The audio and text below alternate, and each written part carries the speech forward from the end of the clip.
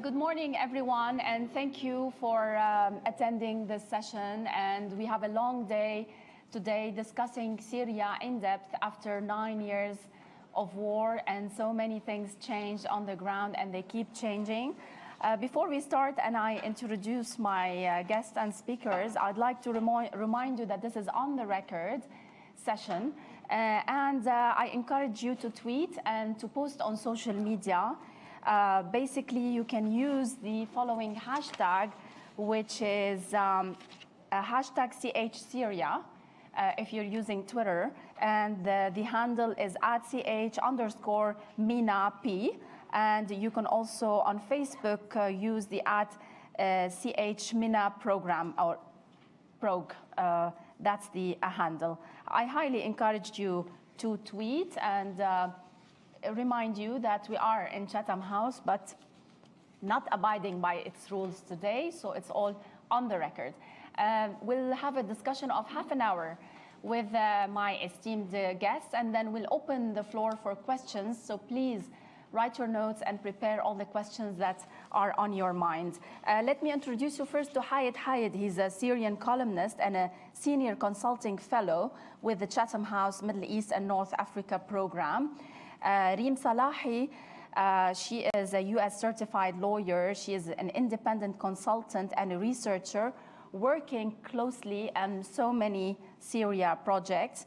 Vladimir von Willenberg, he's an on-the-ground based reporter and analyst specialized in Kurdish affairs.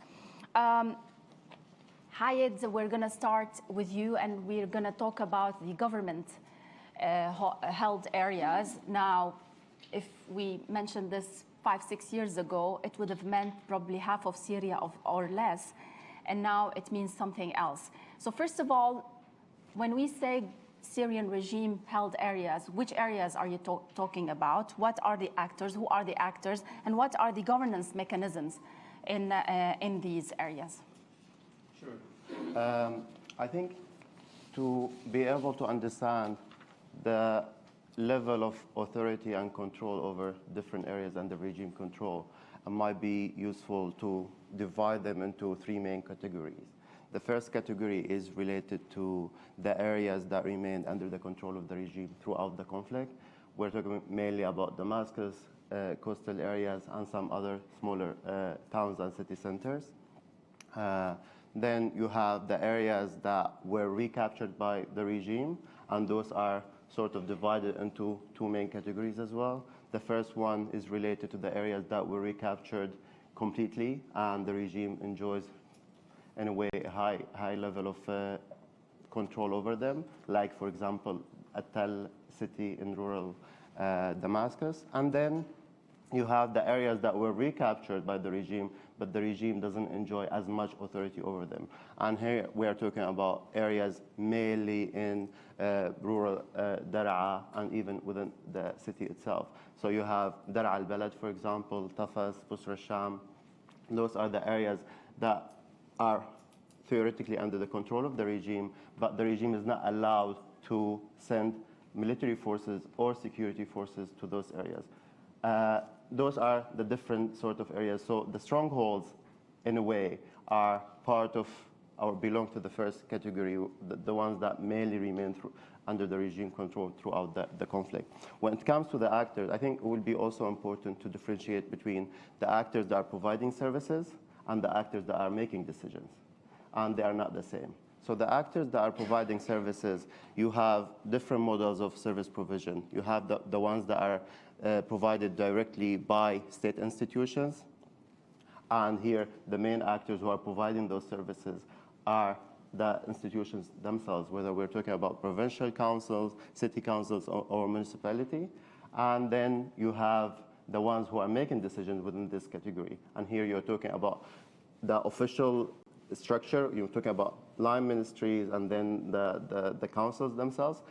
But the ones that are really calling the shots are not those ones.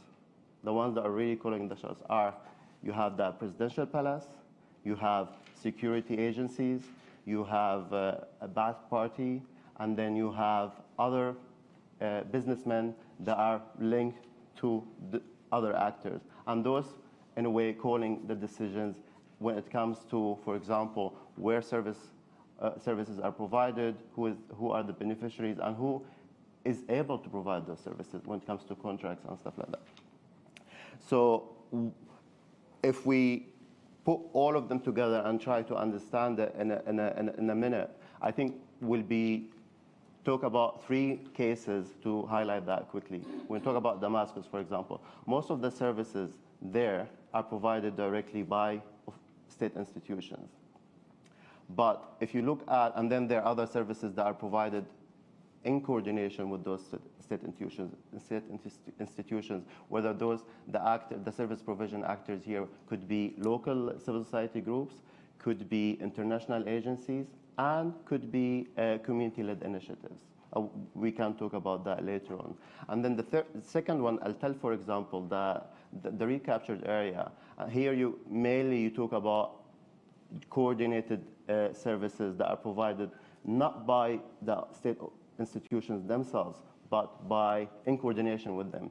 Whether, for example, in Attal, Reem might talk about that throughout the discussion, but there's a mechanism that was established through a committee that is raise funding for the official institutions themselves because they cannot afford to pay for the services.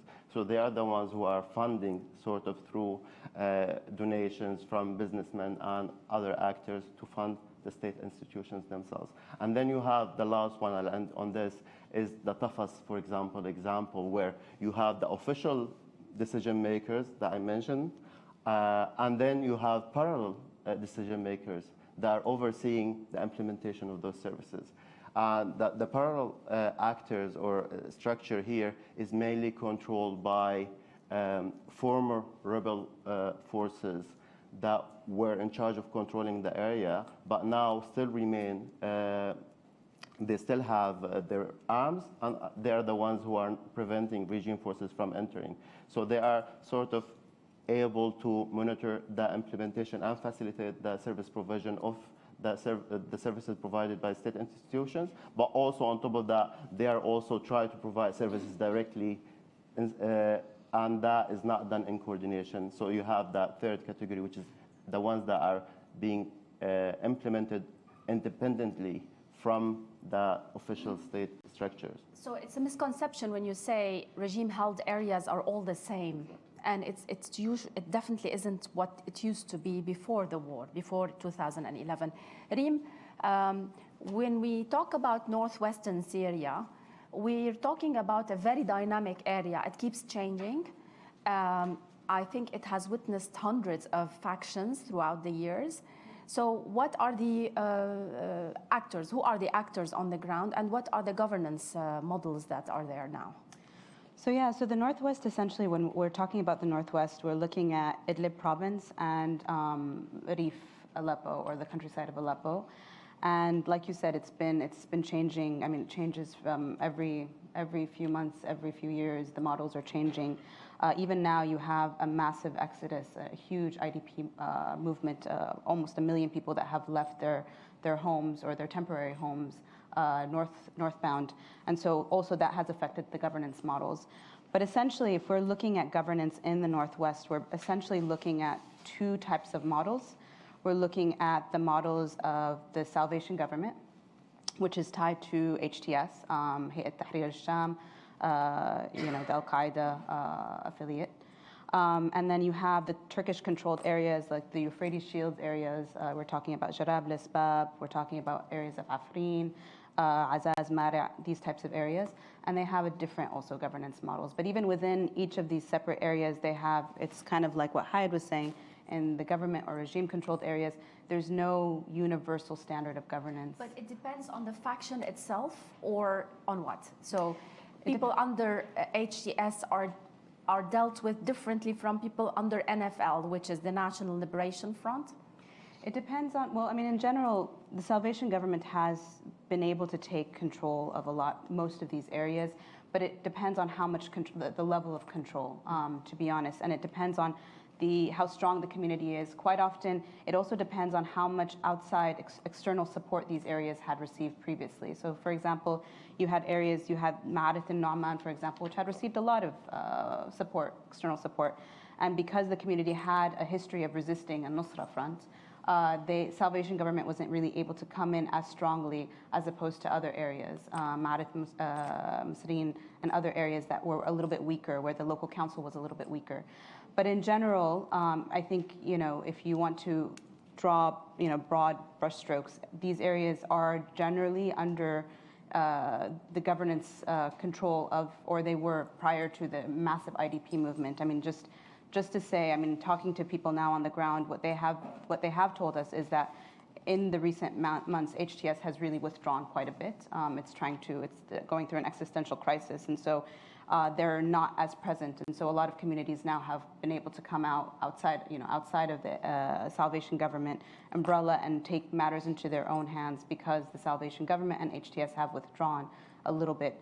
But in general, you do have these two separate models. And so essentially, with the Salvation Government, under the Salvation Government model, you have the local councils, which traditionally have been the main governance actors in these areas. You have Shura councils, which tend to be like the tribal, or like the notables of the community that come together to help mediate conflicts, to help designate the heads of local councils, etc.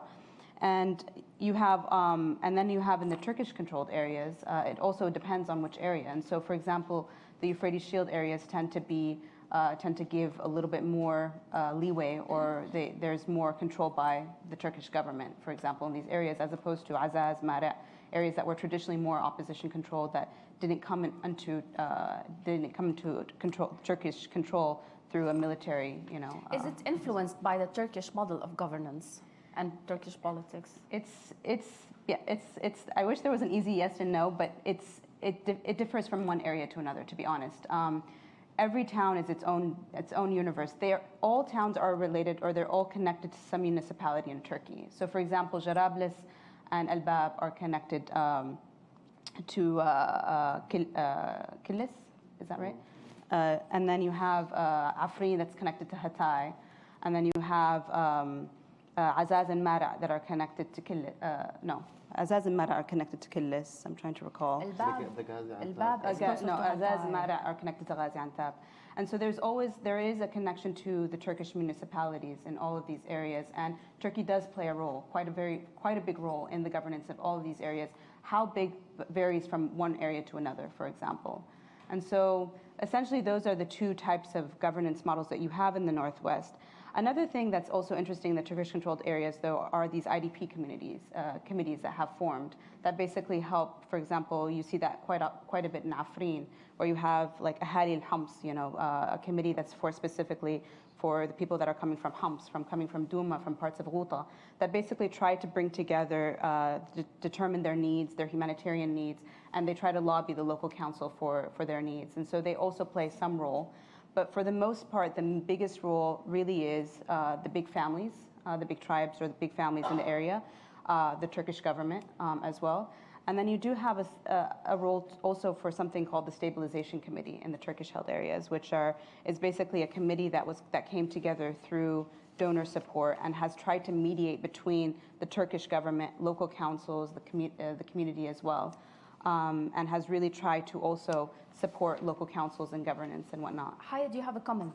Yeah, it's just related to the question you asked. I don't think personally that Turkey is trying to mirror the structure they have inside Syria, as in like rebuilding it to be similar to what they have.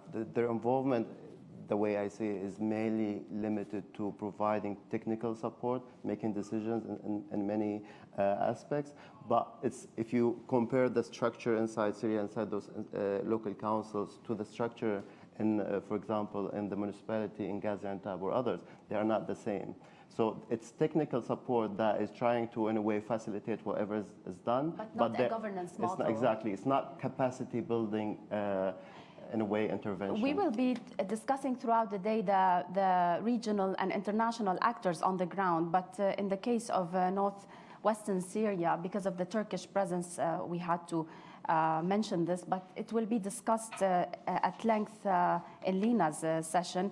Vladimir, when we talk about Northeastern Syria, who are the actors and what governance models are we talking about? Well, in northeast of Syria, they have created an administration. So you have the Kurdish-led Syrian Democratic Forces that control these areas. And they have created like a self-administration. So they control a large area.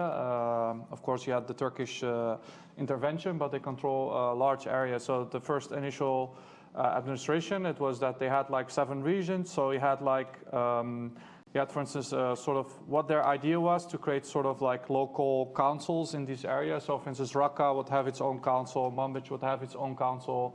And then you have like the Kurdish regions, like for instance, Kobani, the Jazeera region, and other areas. The map is on the screens, but I don't know why it's not here. Yeah. Okay, so I cannot see the map. So on the map, you can see what the current situation is. We're trying to define what area is each, like Raqqa, we're talking about Raqqa, Manbij, Qamishli, and Hasaki. Yeah. So what the thing is that the Kurdish-led forces, or let's say the PYD and the YPG, they wanted to establish sort of this left ideological framework. So they emphasize, for instance, the cooperation between different ethnic groups and also women rights. But what you of course have is that since they worked with the Americans to also liberate tribal areas, they also try to implement, for instance, women rights. But in, for instance, the Arab areas, they have been much more careful because, for instance, in Deir ez-Zor, you have the tribes. Raqqa, you have the tribes. They don't accept, for instance, immediately banning polygamy or something. So what they have done is they established like women councils in these Arab majority areas. But for instance, always they have been a little bit more strict on the Kurdish areas because they have automatically assumed that these people in these Kurdish areas, they are their supporters. So for instance, on polygamy, they were much stricter. But you also see that, for instance, they also have implemented a military conscription system. So the military conscription system in the Kurdish areas, they were more tough because they didn't want to basically have the Arab communities rise up against them.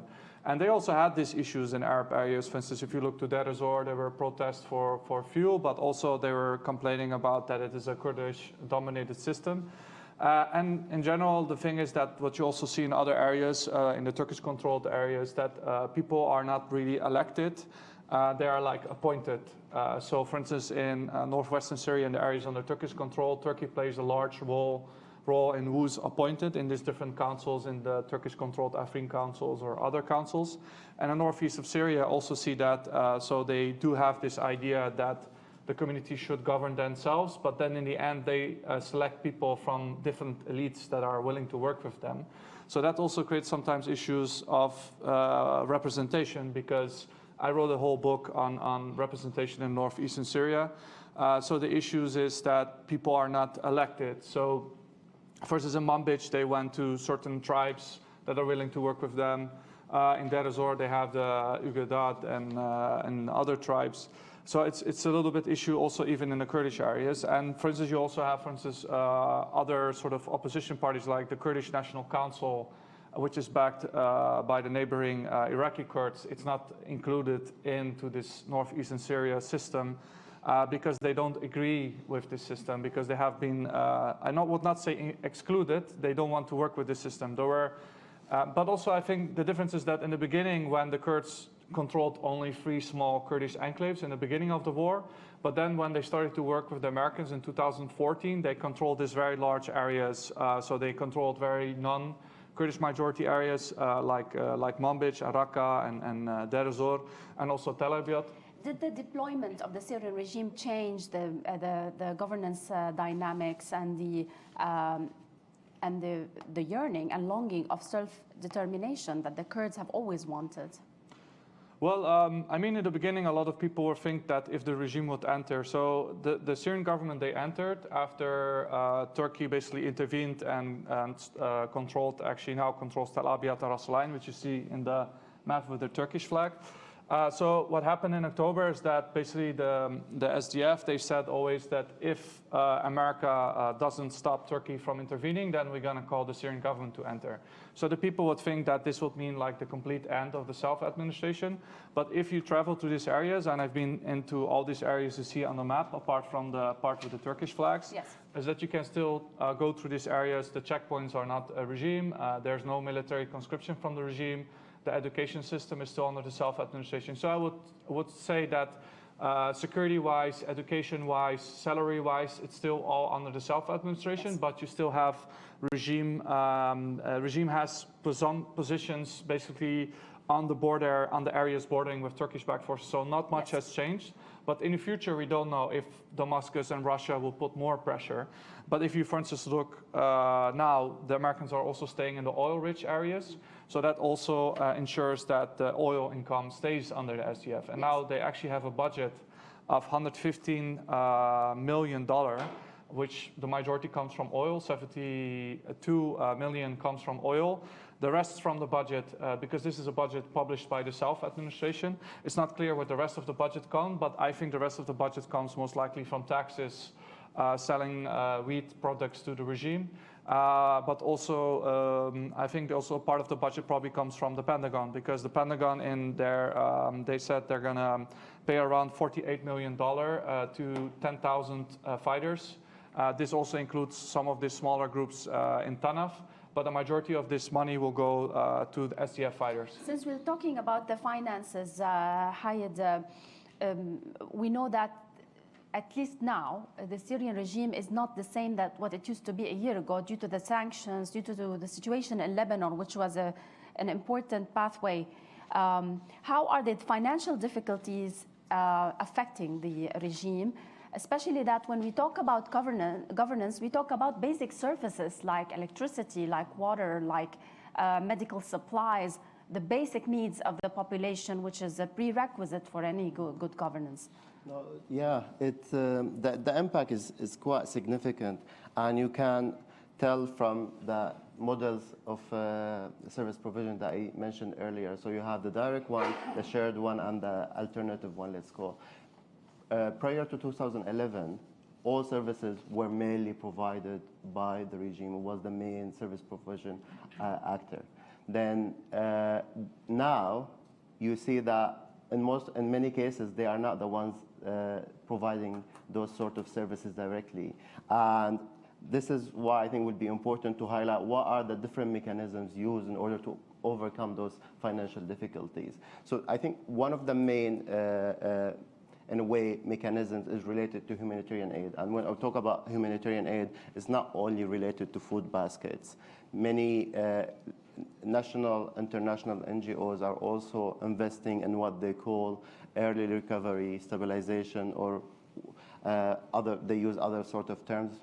And the money used under those sort of budget lines is invested in not only, for example, repairing electricity networks or sewage system or water pumps, but also it's used to rehabilitate schools, hospitals. So humanitarian aid is one of the main sources of, let's say, income, or at least the one that the regime is trying to tap into in order to provide services. And here, what's added to the regime's ability to use that is that most of the aid agencies, if not all of them, they have, especially the ones operating in regime areas, they have to register in Damascus, which gives Damascus the ability to determine and control where aid is being distributed, all different types of aid, what sort of services are provided in which areas, and who the beneficiaries are.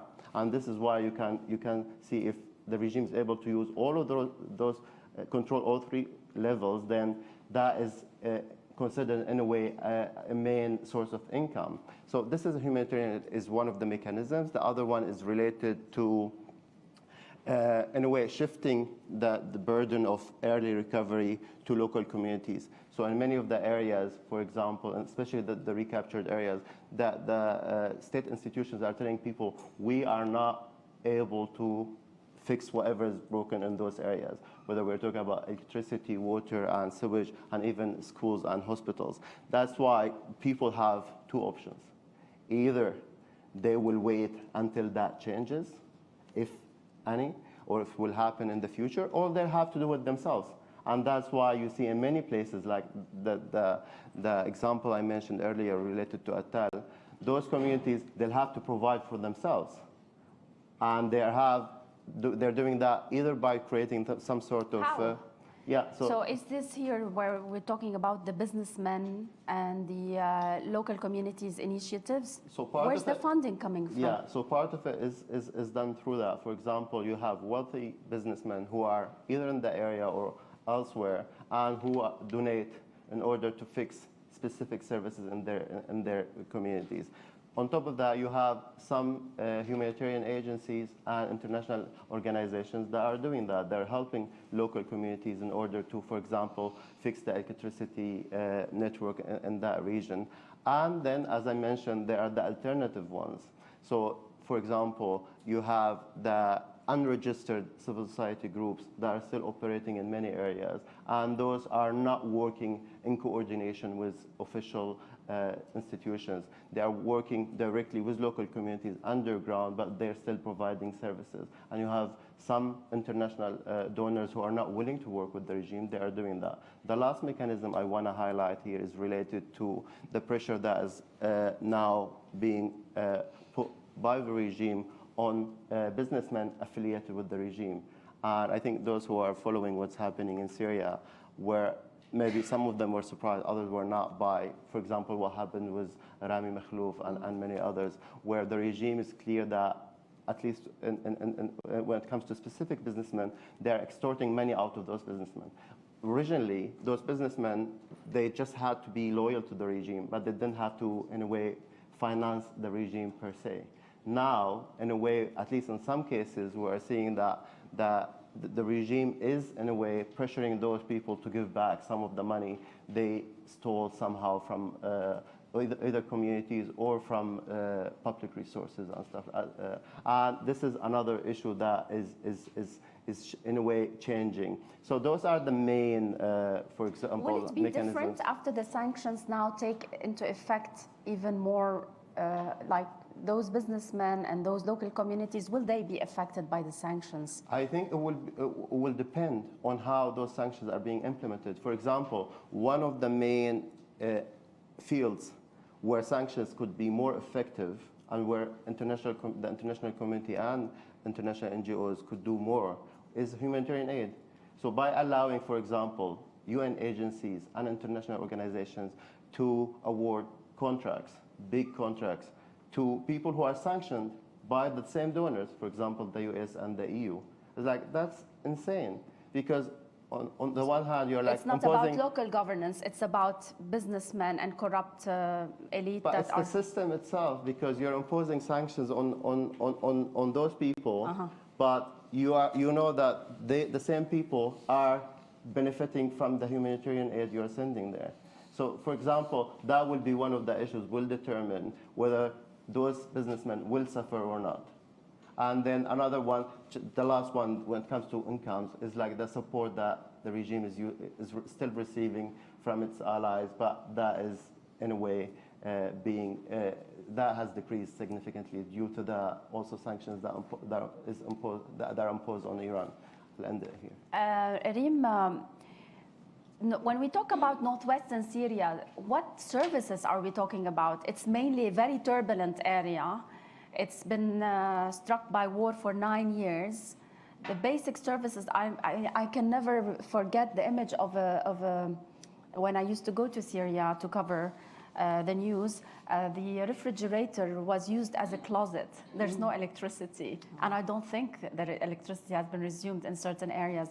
So to what extent those factions or whoever were calling for freedom, for inclusiveness, for rule of law, were able to implement the basic services to their communities? So I think your services are quite difficult in the Northwest because a lot of the structures and infrastructure has been destroyed. Essentially, when you look at local councils, they primarily focus on water, sanitation, waste management, and bakeries. But you have had models, for example, a very interesting model in Idlib, for example, the health directorate, the creation of the health directorate, which was very much of a bottom-up initiative of bringing together various Syrian organizations, medical organizations, to help empower this health facility to oversee kind of policies, procedures, and to try to unify things across the region. But in general, services are, like you were saying, there's no real electricity. I mean, the electricity networks many of them have been destroyed, and so most of the areas rely on generators. Jarablus is probably one of the very few exceptions where there is. It's connected to, I think it's Gaziantep, the network in Turkey. They actually provide electricity from Turkey into Jarablus. But other than that, you really are focused. You're really relying mostly on generators. Even water. I mean, water. It's different from one area to another. You have some areas that rely on wells, and other areas that use the water networks that they receive. Water very. Some of them, for example, will receive it only once every 20 days. For the most part, you have pretty consistent waste management where waste is picked up on a regular basis, a few times a week. And medical services? Waste. And the medical services. And the medical services, yeah. The problem with medical services, as you know and as most people know, I mean, the problem is that they're constantly attacked. And so you have clinics, you have maternity wards, you have hospitals that are constantly being bombed and are having to go underground. And so there's also a lack of consistency of that provision because of the security situation. One of the things that did also end up affecting services, particularly in areas that the Salvation Government took over, and I saw this as a consultant from multiple international donors, is that as soon as the Salvation Government came into large parts of the Northwest, in general, international donors stopped all funding, and there was very much of a push of the less funding that we provide these areas, the more likely that the Salvation, it's going to give them more legitimacy, and it's going to make them the only source of funding and the only source of support in these areas. But in general, we saw almost a complete shutdown in political programming, local council support, service support, and what remained was just the humanitarian support. And so that really did take a huge, it really hit a lot of these areas to a large extent. And so, has this affected the accountability? Are the people holding those factions accountable for the promises they've given? I mean, accountability is difficult. We were just talking about this before. One thing that is very interesting about the Northwest is that you did have a lot of programs that really tried to push these ideas of good governance, accountability, participation, transparency, and they were actually quite, in many ways, successful in doing that. And so it has created this culture of accountability. And so you do see, for example, people coming into local councils saying, we want to see the budget of the projects, we want to know what projects you're implementing, et cetera. But the problem is that there's not much of a room, or in both the Turkish-controlled areas as well as in the Salvation Government-controlled areas, there's not much of an appetite for accountability. You have, the complaint boxes, you have Facebook. I was actually talking a few days ago to somebody in one of the Turkish-controlled areas, and I was asking about the Facebook groups or Facebook pages where people can complain about things, and the problem is it just ends up being, people just basically sabbat, he said, it's just being used from sabbat. So there's not, for cursing, but there's not as much accountability. There's a desire for accountability, but there's not much room for accountability. And one of the problems in the Salvation Government areas is that who are you going to push to be accountable? Are you going to push the military factions that have installed the Salvation Government? There's the fear factor anyway. I mean, and you could be shot down anyway. Exactly. You can be terrorized. You can be arrested or kidnapped. But despite that, you have seen communities rise up time and again and push back. And you have seen local councils time and again push back against the authorities on the ground. And I'm not just talking about Salvation Government, I'm even talking about in Turkish-controlled areas. You saw this in Jarablus, you saw this in multiple towns and cities where people did continue to push back, even when Turkey, for example, said, we're going to grant this organization authorization to work in this area. The local council will say, no, we don't care, we're going to give the authorization to another organization. And so there's still, I don't want to make it seem like it's all gloom and doom. I mean, there is still a strong level of agency in communities across the Northwest. Vladimir, let's talk more about northeastern Syria. It's more mainly the Kurdish areas that probably have experience in the past in self-governance, and they have their own ideals because they've always wanted self-determination. Are they more accountable than the rest of the areas, the strongholds in the northwestern Syria? Are they more accountable towards their people and towards their communities they're governing? Well, as I said before, what one of the issues is with also in the rest of northwest of Syria, that a lot of these administrations also they have created, they are appointed, let's say.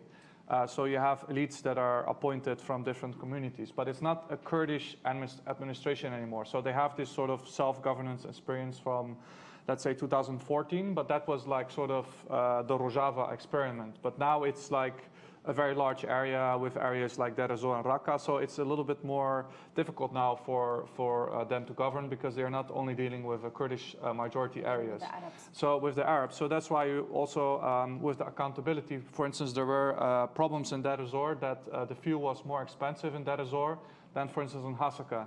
So there were protests by the local Arabs. And then in the end, after the protest, they managed to solve the issue. They talked with the tribes. But you see that the governance model that, for instance, how they deal with a lot of these issues, when there's, for instance, dissatisfaction with the administration in the Arab areas, that they often reach out to the Arab tribes. So the Arab tribes, they play a large role in sort of also in trying to solve issues. So, for instance, when they had this fuel issue, they talk to the local tribes, the SDF talks to the local tribes. And also they have sometimes these issues with counterterrorism operations that, for instance, you have there's someone that is wanted, but it's a member of a tribe. So often they deal this in a military style. So it's like sort of a military to tribe relationship trying to solve these issues. And that's especially in the Deir ez-Zor area. I think in Raqqa and Manbij, they also had this kind of issue. So they have their administrations, but you see, especially in the Arab areas, you have the tribes that play also an important role. And sometimes, for instance, with accountability when there's issues with, for instance, prices. But in general, the Kurdish areas are very different because there it's like, there's not such an important role of a tribe or something like, for instance, in Kobani or other areas. But in general, I think the issue is that in all of Syria that there's not like a legitimate or election process that everyone can elect people from their own community. In northeastern Syria, they have tried to hold elections, but then because of the fight of ISIS, they postponed these elections. But even if you have those elections, it also talks about who should you include? Do you have like a genuine opposition or not? And I think in northeast of Syria, like the genuine opposition I would say it's more like, for instance, in the Arab majority areas, the tribes, they play a role, and then also you have the Americans. But the Americans, they play a less role now. And also one of the things they have is that also because of this conflict, so you have Syria that's basically divided in a regime-held area, then you have the Turkish-controlled Syrian opposition-controlled area and SDF areas, that all these areas, they try to undermine each other. So, for instance, the regime, they support sleeper cells to undermine governance in northeastern Syria. The Kurdish-led forces, they also doing similar things. They try to destabilize areas under Turkish control, but the Turks are doing the same. So there's always like attacks, bomb attacks, assassinations, and people try to undermine it. And also the reason for that is because there's not really a genuine dialogue between the Syrian regime and the opposition or the SDF. And there's not really a future, like the regime just thinks we're going to control all of Syria. And it's very difficult in a final solution for Syria to find this solution because everybody has these very different visions. And I think that's why we're probably going to be in a frozen conflict where you have competitions between all these sort of zones. And I think the regime still is very adamant that they want to control all the areas. I'd like to just ask a couple of questions and then come to you. And if you would like to prepare your questions, Rima, there's an incident that happened in 2014 when I was in Aleppo. I was visiting some of the factions on the ground, and it struck me that they brought in a guy who they arrested on a checkpoint, and it's the local police. It's an attempt for a local police done by the factions and the local community in Aleppo, one of the outskirts, the villages around Aleppo. And then we were there, and then suddenly I heard the sound of someone being tortured or beaten. I was so troubled, and then I said, listen, if I don't know what's happening, I'm going to report this. I'm going to report this right now. I'm going to say you're torturing people just like the regime areas are doing. It turned out that they arrested someone who's stealing cars and stealing stuff. And it struck me that they're trying to govern themselves. They just don't know how.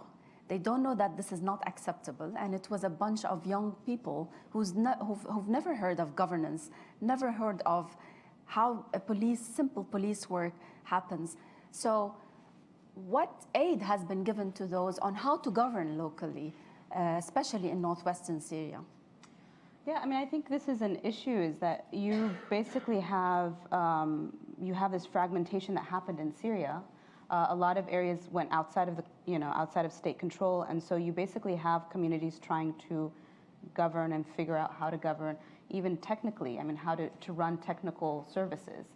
And there have been a large, I mean, I don't want to say large, but there have been a number of programs that have tried to support, whether it's service delivery, governance matters, governance issues. But it really is, I mean, because there is so much fragmentation, and because you have so many actors that are coming in, whether it's armed groups, whether it's local councils, families, et cetera, and then you have the external factors, the zones of control that we were talking about, it's very difficult to really build sustainable governance models in that, and an ongoing conflict, which and educate people. Educate people, I mean, I think fundamentally the biggest issue is that you have an ongoing conflict. You have, bombs falling from the sky. You have institutions, infrastructure being destroyed on a daily basis, and so it does not allow for the stability needed. I mean, education is a key component, but you also need stability to have any real governance. So yes, there have been programs. I mean, Tamkeen, Tatweer, BLLC, like the Americans, the Germans, the Brits, so many governments have funded programs on good governance and service delivery and technical matters. Even how to do, you have the humanitarian organizations that have supported on, the much more technical of how do you build a well, and how do you provide water and electricity and agricultural matters. But in the end, without real stability and just a plethora of actors, it makes it very, very difficult to have real sustainable governance options. Hayed, in 2011, this whole revolution or uprising, or you name it, started because people wanted democracy, they wanted freedom, they wanted inclusiveness, they didn't want a rule of terror. If I'm going to compare there was an impression now, after 9 years, in 2020, there's an impression that the regime-held areas were able to hold the governance model more than the areas that were lost to the Kurds or to the Syrian Free Army or to the Salvation Army, all of that. Is it a real image? Is it realistic on the ground? Or the regime is anyway hiding all its imperfections and its shortcomings? Well, I think it's a very complicated question to answer like in a minute or two. But I think in general, it depends on the areas. But I think one of the factors that Reem mentioned is key here, stabilization. To be able to have that sort of stability, to at least be able to work, think about what will happen in a year or 2 or 3 years from now, and plan it accordingly. To have that sort of steady income or funding that where you know that you will be able to plan according to local needs. So many factors that were, in a way, prevent, or at least local communities in opposition-controlled areas were not given, they were granted for regime areas. So first of all, if you want to compare, you have institutions that have been established for years and years. So at least you know how things should be done, as Reem mentioned. The know-how that it's there. And then steady income or funding. Initially, it was given by the regime itself, but then by its allies at a later stage. But in general now, as I was saying before, now if even you compare what's happening, it's not the same in all areas controlled by the regime. So one of the weaknesses that has been clear is that the regime is not any longer the main provider in those areas. And that was not the case before. When it comes to, for example, the being able to run the areas, as I said, there's the official one and then there's the parallel one. And that parallel structure has been controlling things. And until now, many Syrians don't understand how that actually works. Who's calling the shots, for example, when it comes to, for example, issuing a law or a decree here? Who's calling the shots when it comes to who provides services here but not there? We know, for example, the presidential palace, we know that security forces and others are the ones doing that. But there's also some sort of competition within those different factions. What I'm trying to say here is that the regime had more advantages that other groups didn't. The regime had the stability that others didn't have. And the regime still, we don't know much about that. And if you compare it to, for example, Kurdish-led areas or opposition-led areas, there is much more information about what's happening in those areas, and that's why we know that weaknesses and we know there's strength, right?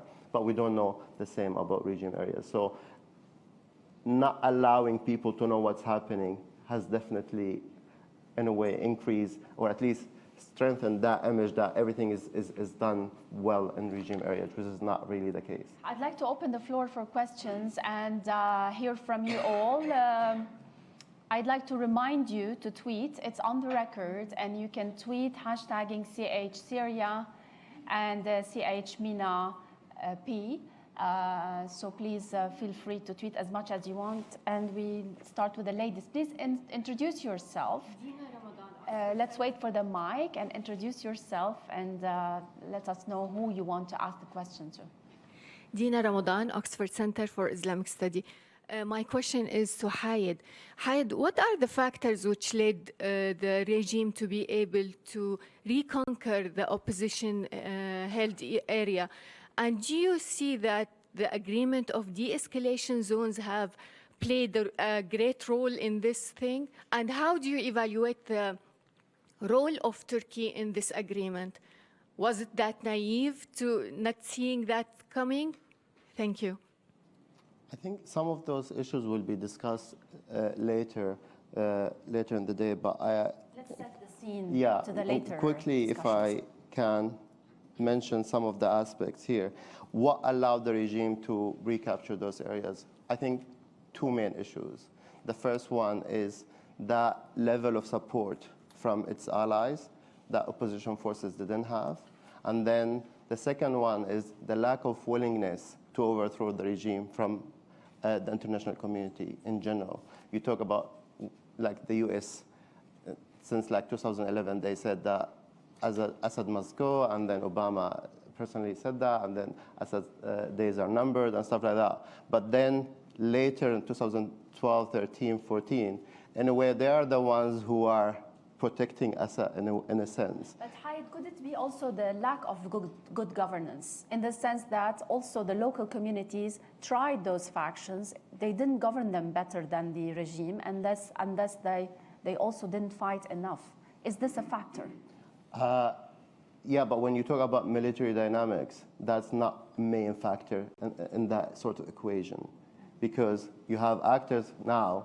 The regime is not really doing a great job when it comes to governance or service provision in its areas. But that didn't stop the regime from capturing those areas. This is why I don't think it's part of that equation when we talk about that. The level of support the regime received from its allies, and in a way, the lack of willingness from the international community to really do what it takes to stop that or to help opposition groups overthrow the regime.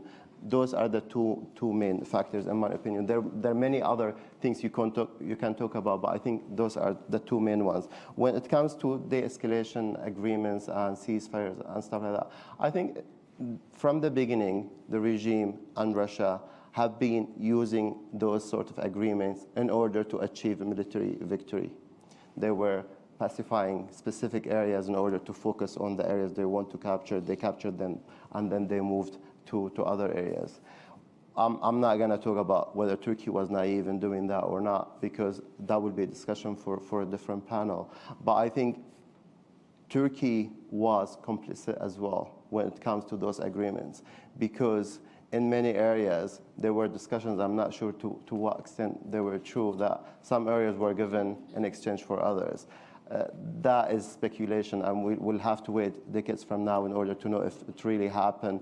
But in some areas, for sure, Turkey facilitated that process and was involved in allowing it to happen, especially when it came to Northwestern Syria, because they were the main actor that forced opposition forces to agree and abide by those agreements. Let's hear from Nadim, please. Nadim. Thank you for a fascinating discussion. Nadim Hoy from the Arab Reform Initiative.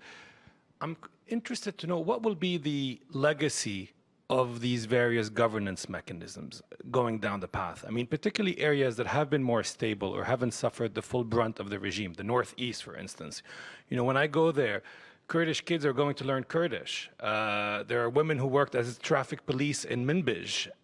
There are courts. There are laws that are being applied. What happens if and when, and I think it's mostly when, the regime retakes the area? One school of thought was always about decentralization, right? I didn't hear anyone talk about Decree 107, right? Enacted in 2011, not really implemented, but basically all these experiments that have happened in Syria, maybe the way to reconcile them with the core would be through some form of decentralization, where that sort of legacy, these experiments will somehow be captured. Maybe these variations in laws, in even educational programs, and so forth. I'm curious about your thoughts, and really any you know, I mean, it'd be interesting to answer, and then maybe Reem also will. Yeah, and particularly also on the issue of security. I mean, how have so far the areas that have been reintegrated under state/regime control, what have they done with all the gunmen, right? We know they've reintroduced them, but if we take one day the Northeast, I mean, the SDF, I don't know what the final count is these days, but we're talking about tens of thousands of men and women. Are they simply going to become Al-Jaysh al-Arab al-Suri? I mean, I have a problem believing that the Havals are all going to become Jaysh al-Arab al-Suri.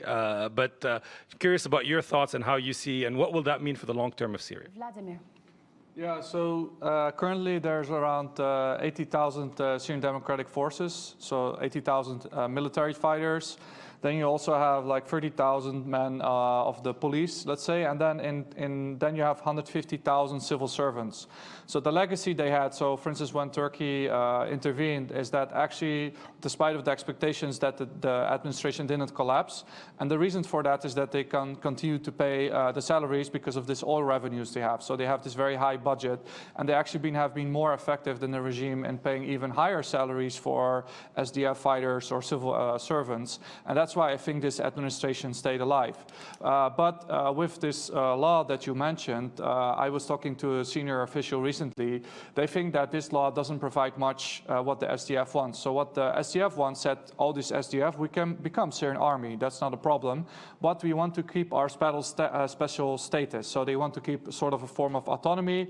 They want to keep the SDF intact. And so what a possible model could be, that what you already had in Qamishli, because the regime was always there, to have, for instance, the regime to a certain extent return to certain areas like Manbij, Raqqa, and others, but not to have like a full hard return of the regime. But I think the law that you talked about, it doesn't really provide for that, because the law basically, it was also never implemented. We see it now also in other parts of Syria where Russia is trying to do this reconciliation agreements, and it doesn't really work in practice. I mean, now we see again like a sort of insurgency coming up there. So I think it will be very difficult for the SDF to accept law 107, and I'm afraid that in the future, if the regime really is going to push for a very hard return, that it also could be possible end up in fighting between both sides, like what we also see in other areas. But if the regime is more willing, maybe with Russian pressure, then there could be sort of a special status for the SDF, but then have the regime return, like for instance, to have the Qamishli model in the rest of northeastern Syria, but then not have like military conscription of the regime, and to have some form of compromise on the education. But I think the legacy that they left is that no matter what happens in the end of Syria, they have shown that despite of the resources they have, that they were able to create such an administration to provide services even better than the Syrian regime, although they are a non-state actor. Their salaries were much higher than the regime. They have managed to establish electricity, education services. So I think they have managed to leave a legacy in this regard, but it's really depending on the end of Syria, what's going to happen. And also there could be another Turkish intervention and other areas will come under Turkish control because there is always this sort of Turkish threat for them. Yeah, so actually we recently, as part of one of the projects that I'm working on, we wrote a paper on decentralization looking at the various zones of control. And we looked at Law 107, but more closely at the practical, how has decentralization been applied in practice? As we know, most of Syria, it's not proper decentralization. Even the bottom-up kind of governance models that we have seen, it's not decentralization. You need a central government to devolve power in order for there to be decentralization. But I think what you're talking about is, I think, key. You have this legacy. I mean, can you put the genie back in the bottle? And I think probably not. Not because if the regime takes over the control of these areas, whether it's the Northeast, the Northwest, it's not even about whether it wants it or not. The fact of the matter is the regime doesn't have the bandwidth to control these areas. And Hayat talked about Atel. I mean, Atel is one example. Daraa is another example, parts of the former opposition-controlled areas. The regime doesn't have the ability to provide services. It doesn't have the ability to really, I don't want to say govern, but to really interject itself in the way that it historically it could. And so I think that even if the Northeast was to go back or the Northwest was to go back into the control of the regime, I don't know that the regime was going to have the bandwidth to actually really govern these areas. And so the question is, can there be models, whether, for example, you have the TEL, you have the National Reconciliation Committee, you have the Local Development Committee that emerged afterwards, that essentially have relied upon the expat community, they've relied upon their local resources to provide services. Again, not because it's decentralization. I don't think it's decentralization, it's just a lack of bandwidth. But I do think that you are probably going to see the emergence of more types of community kind of de facto community governance in one way or another. That's not decentralization. It's not Law 107, because I don't think the regime is going to give that authority to the local communities. It's still this existential crisis where it just wants to control, and even more so now. But it just doesn't have the bandwidth and the ability to do that. And I think communities have also tasted something that they had not tasted beforehand. And I think they are going to fight a little bit more for that, as we saw in Daraa. As soon as they had the opportunity, they rose up again. They're not going to go back. Hayat. Well, I'm less optimistic than Reem on this. I'm not optimistic. Just because I've been looking into this aspect, or at this aspect for some time, in order to know what was the legacy. Was there anything left from what happened throughout that past 7 or 8 years in some of the areas? And when you see how the regime has been, in a way, controlling and running those areas, you would notice that, first of all, everything that was established before was completely demolished. Like, that didn't exist any longer. And when you talk about Law 107, is that you notice that some aspects of the law were implemented, while others, the core issue or laws, are not implemented. So, for example, the ones that were implemented related to how the forms of the councils themselves. So you have the council, and then you have the executive office within the council. So that is implemented according to the law. But then when it comes to the core of the law, because the core of the law should, in a way, shift and move away some of the decisions from the center to the local councils, either at the provincial level or even town or city level. That didn't happen because there is no willingness to do so. And the mechanisms that are used to ensure that that sort of central command is there are related to how those people are appointed. So Bream and Vladimir mentioned that in other areas, but when you talk about, for example, that the elections that took place in 2019 related to council elections, you see that in many areas, 70% of the members were directly selected by Al-Ba'ath party, for example. And those are the lists of what they call the unity lists. In which areas we're talking? Regime areas, all regime areas. You have the lists of the people that are sponsored by the Ba'ath and the unity lists. And then you compare them to the people who won the seats. There are 70% at least of the people are exactly the same lists. And then you have the 30%, many of them are also affiliated and sponsored, but they were not on the lists. So that's one of the issues. The other issue is related to how decisions are being made. And that's one of the issues I mentioned earlier, is that the decisions are not being made at the local level. They're all central. And on top of the official institutions, you have the parallel actors or parallel structures. Security forces, presidential pillars are the ones that are calling the shots. The last one is funding. The funding is still central. And as long as the funding is still central, no one from those communities will be able to do what they want. Because at the end, if they have projects but they don't have the money for it, they cannot do it. I'd like to open the floor for more questions. We're going to hear from the gentleman at the back, and then the gentleman in the fourth or fifth row, please. Please introduce yourself. My name is Yazan Douedari from the London School of Hygiene and Tropical Medicine. I'm currently doing a research about health governance in Syria, and one of my participants from Dar'a said that Dar'a is not actually a regime-controlled area, it's now a Russia-controlled area. So my question to the panel is, what are your thoughts about this? How accurate is this, and what is the relationship of Russia in terms of governance? And I would like to add a comment, if I may, about the capacity of local actors to govern that you mentioned, Rima. I've done another research that focused specifically on health governance in opposition-controlled area, and one of my findings is that the health directorates, the local health authorities, were saying that we do lack capacity. We want not just financial support, but we want technical support. The know-how. Yeah, sorry? The know-how, the knowledge. Yeah, but at the other hand, we had the donors, participants, saying that we don't actually want to support health directorates because they lack capacity. And this is a vicious circle here that I wanted to highlight. I'd like to hear from the gentleman and then pass to the questions, because I don't want to dwell a lot on the regional and international players, because this will be in an extended session later. So we will mention it really fast, but then you will have to stay till the end of the day to hear the rest of the panels. Please, let's hear from you. Thank you very much. Stephen Andrews. In the context of this meeting, I was Defence Attaché from 2006 to 2009 in Beirut, and travelled a lot to Syria, and was last over that way about 3 years ago. My interest is actually in the hidden governance, and wanting to concentrate on the governance rather than any other issue, which has been skated around. The word warlord hasn't been mentioned, although influential businessmen who control armed forces in some way has. In Lebanon, the civil war morphed into the fact that people, I think many would accept as warlords during that period, have become politicians. And perhaps the same thing will need to happen in some way or other in Syria.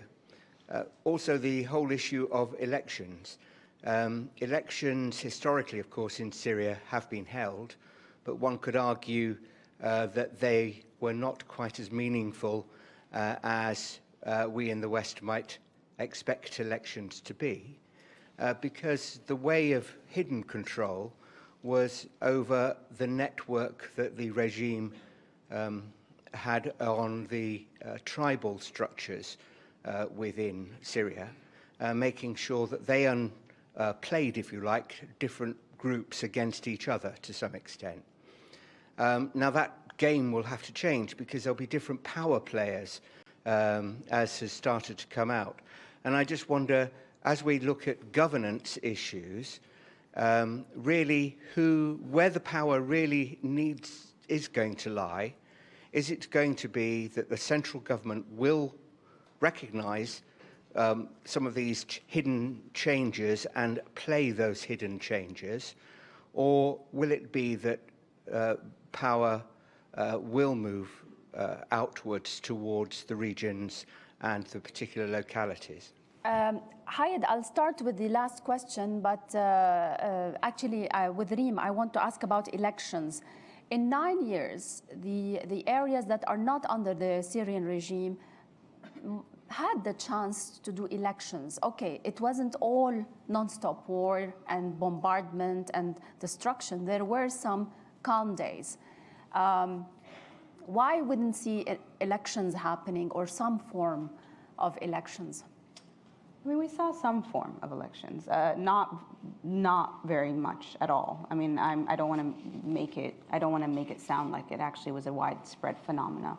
But I know, for example, it was quite. There was a lot of talk about the Ain Jara elections that happened, where a woman was elected, and then the Salvation government came in and took it over. But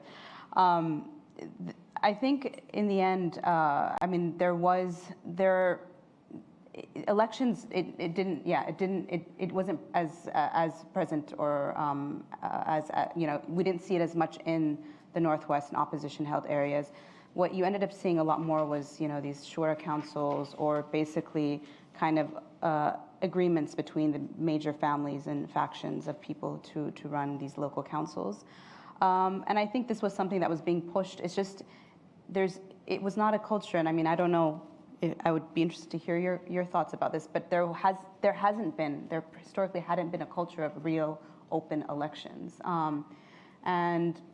and so I can't say why it didn't happen. I know that many programs tried to push for the idea of elections and participation and whatnot, but it wasn't something that unfortunately took root as much. Hayed, briefly on the Russian part, I don't want to discuss it from the angle of foreign influence, but I just wonder if the Russians, when they're in certain areas, the Americans, the Turks, the others, are they influencing their governance models locally, or it's just military presence without much involvement in the local politics and the local governance?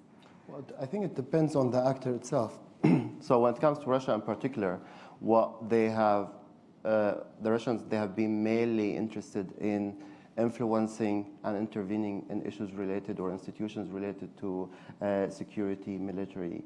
Those are the main, that has been the main focus for them. So in the case of Daraa, like the question. Yeah, I'm coming. I will mention that, but just in general, that has been their main focus. When it comes to Daraa in particular, so their influence there is mainly limited to few areas. The areas that I mentioned earlier, where local communities brokered deals with the regime through Russia that allowed them to remain in charge of their areas when it comes to military and security issues. And those are Tafas, Busra Sham, Dar al-Balad, and then maybe one or two others.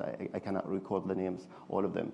So when it comes to those areas, still, Russia was not directly involved in saying, okay, we want this and this to happen when it comes to services, when it comes to who is being elected, how the structure works and stuff like that. No. What happens is that whenever there is a complaint from local communities, for example, we don't have enough bread, then the people in those communities will meet with the Russian police, military police, whenever they pass, because they are not stationed in those areas. They pass by those areas every now and then. Then they will tell them, we don't have enough bread, we don't have this. Then that's when, at sometimes the Russians will say, will call military or security guy. Local dynamics, not really a exactly. governance So model. they are not really, and then so to answer the question, I don't think that it's like Daraa is under Russian control. Russia has influence over specific areas in Daraa, but it's not under its control, yes, because you have the regime and then you have Iran, and others will talk about that later. When it comes to warlords, it's what I mentioned earlier when it comes to the different models of how services are being provided. You have regime forces and institutions, and then you have businessmen, and then you have NGOs. So it's included under those sort of individuals that are called businessmen. When it comes to the Lebanon model, I'm not sure how much it succeeded. No, those warlords. Because warlords in Syria are still, not all of them, but some of them are controlled by external actors, and we will talk about that later on, and others are controlled by the official institutions and different security forces, and we'll talk about that later on.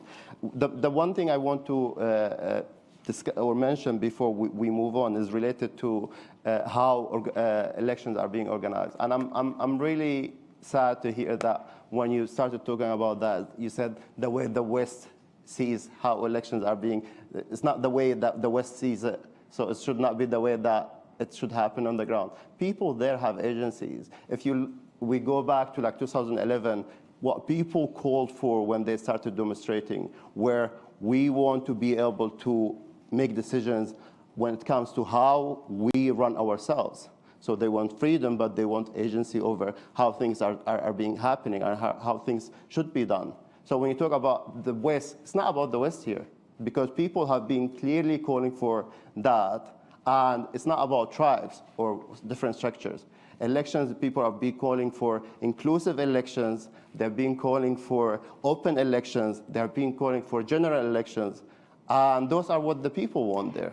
So it's not a Western imposed, because some people, they look at it it's also like been that. 9 years of war, and there's the presence of ISIS and the presence of all those terrorists that have diverted the public attention, international attention from the real core of why it all started. Of the main problem, which is Assad and the regime and how the regime is controlling the country. I'd like to hear more questions, please. Can we pass the mic, please, to the gentleman in the third row, and then probably the gentleman over there on the fifth.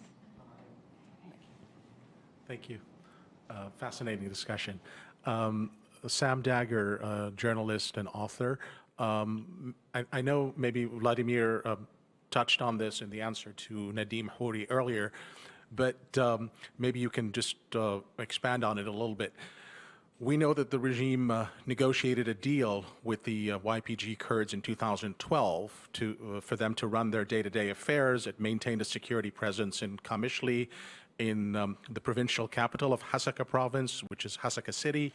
They control the airport. There was also a deal with the YPG Kurds at the time where the regime was receiving most of the oil. That was the case when I visited the area and spent almost a month there in 2014. Have things changed since then? I mean, can you tell us more about the cooperation, accommodation between the Assad regime and the YPG or SDF? I mean, in light of the governance situations that you just described earlier, and also, are there tensions? We just heard Assad a couple of days ago say that why aren't the SDF and the YPG Kurds taking part in the fighting against Turkey in northwest Syria if they hate Turkey so much? So maybe if you can touch on the tensions. And finally, on the map that you had earlier, Hasaka city itself, the seat of the province, who controls that? Yeah. So about this sort of de facto deals between the Syrian government and the YPG, the problem with those de facto deals that they were always de facto, they were not really official. And we saw that, I mean, 2014 is a long time ago, but if you look now that you see that a lot of that the regime controlled, like for instance, the education system, I mean, like they really, the sort of the Kurdish-led forces really control the education system now. So that's why you have like over 30,000, 40,000 teachers. And the regime, like even they pay better than the regime teachers. So even some of the regime teachers said, okay, let's just join the administration. So they're really limiting the regime control on the level of like security control they lost because, for instance, they stopped the regime conscription also. So both sides, they sort of try to benefit because the regime thought we're going to focus on Aleppo and Damascus and we solve the Kurdish issue later. But the regime never expected that the Kurds will start working with the Americans. And I think that like proved like a very big issue because the regime still doesn't know will the Americans leave or not, and they cannot really force out the Americans. So I think that's why you also see these comments of Assad recently that he's saying like, if you work with those oil thieves, with those Americans, then we're not going to have a deal with you. So I think the problem for the regime is still that the Americans are still providing sort of a counterbalance to the Russians and the Syrian regime. And you see also that the Americans are actually stopping Russian patrols from going further into certain parts of Hasaka. So that's why I think there were like sort of these de facto deals. But I think for the regime, they never took it serious. In the end, they always want to have like the full return. So what they also do in other areas, it was just de facto. So that's why I think it's difficult in the future. I think the regime doesn't want to continue this de facto situation. They want to basically completely have a full return of the Syrian regime, what you saw in other areas. And I think also the fact that these reconciliation areas, I think the Kurds or the SDF, they never have been very positive either about this reconciliation, because if it was working so well, then maybe the SDF would say, we want to have reconciliation what you had in Dara, but they're not asking for that. They want to keep the autonomy. So I think that's why in the future it's going to be a very difficult situation, because if they don't reach a deal with the regime, then they're not really recognized, so they can stay de facto. And the other option is that Turkey would again intervene, and then the self-administration would have huge issues. Another possible scenario is that Russia and the regime are going to push for a military confrontation, and that would also result in a lot of issues. But so far, I think it has been, despite also even in the situation in Hasaka, I mean, the regime, they still have a very small pocket in Hasaka, but I went to Hasaka recently, and Hasaka is still under the self-administration. So practically, this Turkish intervention, and despite of the Russians entering, the regime entering, not much has changed. They're still paying the salaries. And I think for that, because the regime is more focused on Idlib, and they still focus, like, Idlib is still not finished. They still don't control like these important roads. I mean, I think they control M5 now, right? But they still want to control more of Idlib. So I think for the regime is also, they deal with this issue later, but the problem is the Americans are there. And that's why I think that in the near future, it will stay like sort of this de facto situation that the self-administration SDF, they hold on, they keep paying the salaries of this money. But in the longer term future, I don't know how this is going to look like. And also it's going to be very difficult for the regime to control these areas, because if you look to the Syrian regime soldiers that were sent to these areas, they were not even able to feed themselves. Like the SDF was providing them food because they were starving and stealing food in the villages. And the people in Kobani and other areas are complaining, what is this regime? They cannot even logistically provide for themselves. And the SDF had to step in. And even with the Russians, the locals have a very bad image of the Russians, because the Russians, their vehicles constantly break down. If they go to a shop, they actually ask everything for free. In meetings, after the meetings, if they have food, then they say, can we bring the food home? Like, can we have a safari, you know? Yeah, so the SDF was like, what the hell is this? Like, with the Americans, they were paying more money in the shops. They were not asking for food. The Americans were having their own logistics. So I think it's also the regime image really has been damaged. But I think people, not only in the Kurdish areas, but especially in Raqqa and Deir ez-Zor, they're also afraid that possibly that they could be sacrificed or that there would be a regime return. And then you have, again, so I hear also from Kurds now, some Kurds and also Arabs, they're saying, what if I have to be conscripted again by the regime? So there's still this uncertainty, it stays. So they're able to pay the salaries. They have been much more effective than the Syrian regime in paying salaries. But I think still this uncertainty of the lack of recognition. Nobody knows if this administration will be recognized. And see this problem also with the education system. So you see, okay, a lot of teachers, they are teaching and everything, but people are sometimes still reluctant to send their children to the education system because they don't know what's going to happen if, for instance, the regime comes back. And then my kid has this sort of non-recognized education system. Can my kid still go to the school? Like, will not just lose all the education my child has? So I think there's a lot of dynamics going on. Quickly, I think one of the main arrangements is that there is a cooperation between the regime and the SDF and the self-administration when it comes to specific services. So, for example, you have civil registry, land registry. They're still operating in SDF-controlled areas, especially in the military zones or security zones that remain under the control of the regime inside those areas. We were talking about a specific zone inside Qamishli, and then there's one in Hasake.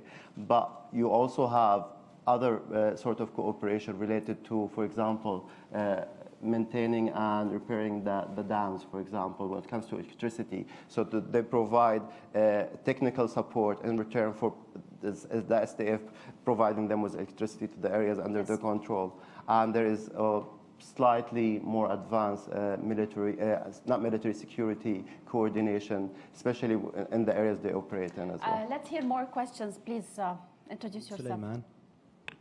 Mahmoud Suleiman. I'm a Syrian Kurd. Thank you for your informative session.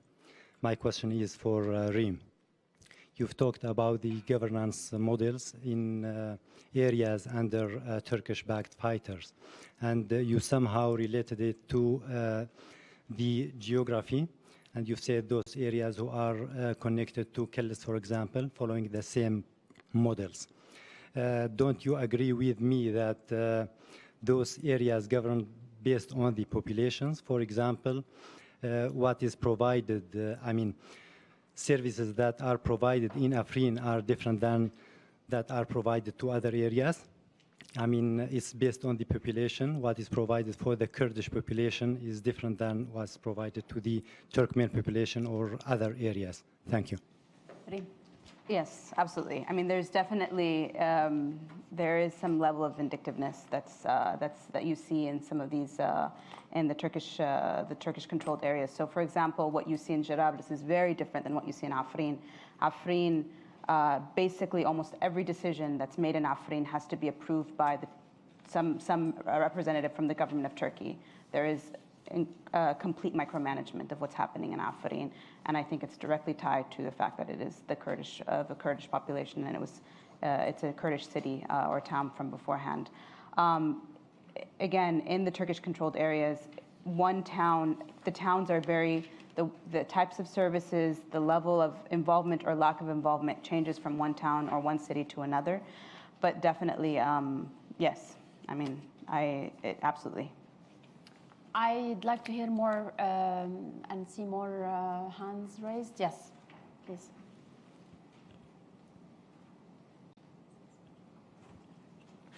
Danny Mackey, I'm an analyst covering Syria. So a few issues and comments on this fascinating discussion. I think one thing which really hasn't been mentioned has been the Syrian economy and the recent state of that Syrian economy. I think you refer to it with the situation in Lebanon, how Syrian currency has effectively, more than doubled in recent kind of weeks from 500 Syrian pounds per dollar to 1,000, and that's really unprecedented in Syria's economy and currency history. It's never happened before, so it shows you that probably 3 months of movement and protest in Lebanon can do more to harm the Syrian economy than other events in the war for about 8 or 9 years. So it shows you that there is a bit of a window now with regards to a crumbling economic situation in Damascus. And if you look at the granular kind of details, there's struggles not just on the services sector, but with regards to businessmen really having an unknown fate, companies kind of going bust. There's a lot of uncertainty with regards to the economic situation in government or regime-held Syria, and that's something which has been really kind of perpetuated by the situation in Lebanon, which is Syria's bank, effectively, and it's absolutely starved regime-controlled areas of money, and that's something which will really harm the economy in the long term and continue some sort of slow, gradual collapse. And with regards to a lot of the other kind of issues raised, Daraa is just a central feature because it shows you that the war is not finished. Even if the war is finished from a military, conventional viewpoint, you're going to have pockets of conflict for 10, 20 years to come. There's no way this ends in a swift victory where, an international rapprochement happens. It's unlikely to happen because you're going to have pockets of violence, of instability, of poor governance in many government-held areas in the future. And if I could just ask probably 2 questions. To Vladimir, firstly, we know the Kurds are really negotiating with Ali Mamlouk and the Syrian intelligence, and it's really directly through that senior intelligence channel. And we know that the regime are really just saying no now to everything the Kurds are really offering, even with Russia brokering that deal. What do the Kurds really seek to get from Damascus when you know that it's an uncompromising Ba'athist state which views things in a very kind of territorial way where we want our territory back and we're not willing to make any deals? There is no such thing as reconciliation in Syria from that viewpoint.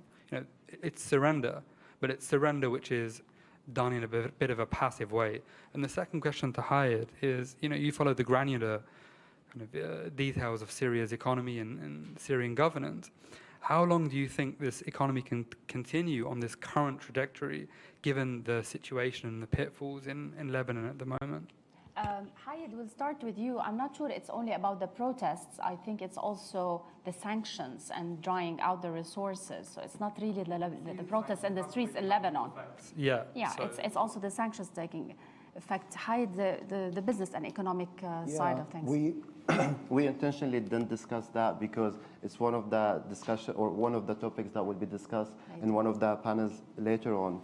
But I think the financial situation has been really bad, and the regime has been suffering significantly, as you mentioned.